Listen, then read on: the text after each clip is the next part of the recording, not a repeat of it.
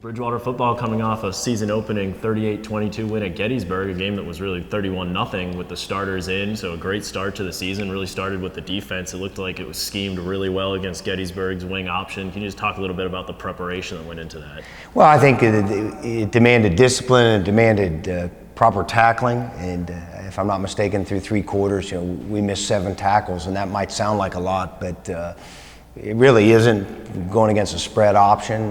When you look at the big plays that Gettysburg had, it were really on quarterback scrambles, and those are always very tough to defend. And I do think, we put a sound scheme together and we tackled well, and that makes a big difference. I think our team speed on defense was able to run people down at Gettysburg when they got the space, and I'm pleased with our group. I think it showed.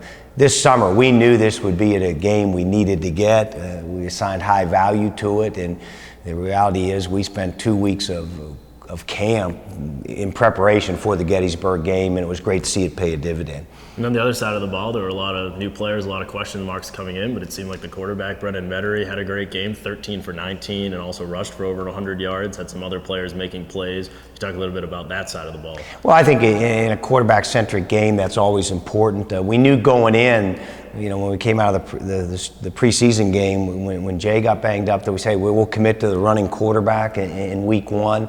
It paid a dividend, and he was our best rusher in that game. And then I do think this: when your quarterback's effective running the football, and you can still throw, which we were able to, that's tough to defend. From a matchup perspective, I think Keith Jennings played like a fifth-year senior. Was a matchup problem that they weren't prepared for, and when you tried to put a strong safety or an outside linebacker on Keith Jennings one-on-one in pressure situations, we were able to ID it and make them pay.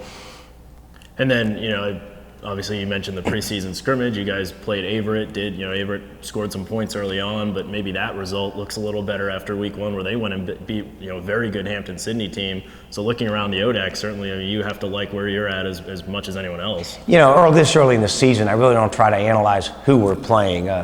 Is Gettysburg going to be a good team? I don't know. I really don't care. A year ago they were a good team and they beat us very badly.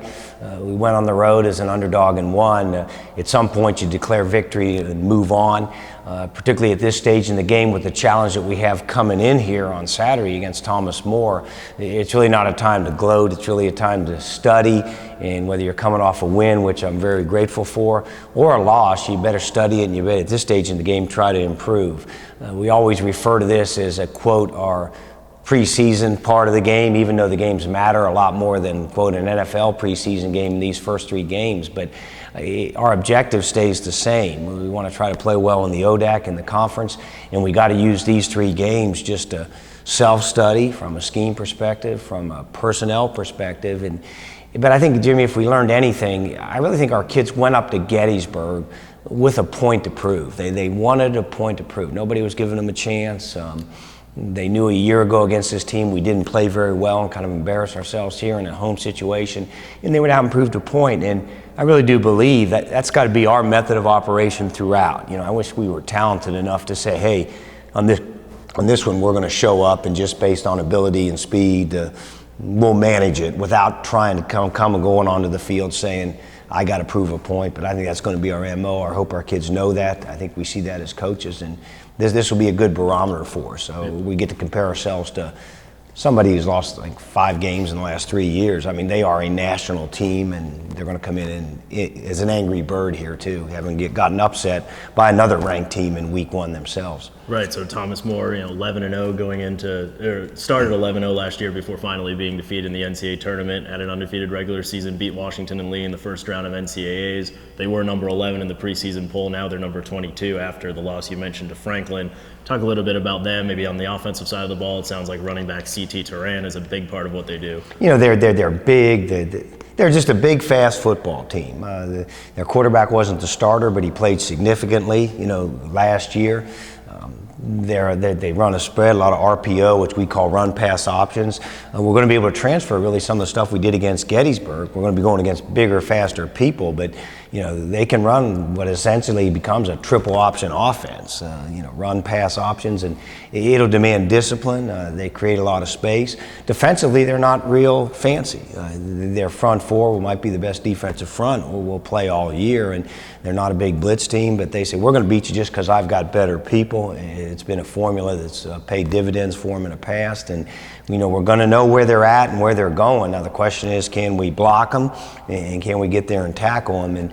And my hope is that our kids we'll go out and play confidently. I think you won challenges. A year ago, we've always had Greensboro. We lost Greensboro, and this was the option we had to continue to play. And my hope is that we can come out of a game like this with a real barometer of where we're at, and also a real challenge too, in that this might be the best football team we'll play all year.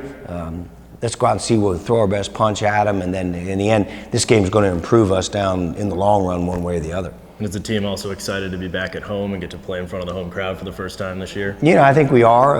It's going to be an afternoon game, it's going to be a little bit hot out there. Now, we know that now, early in the year, early in the week.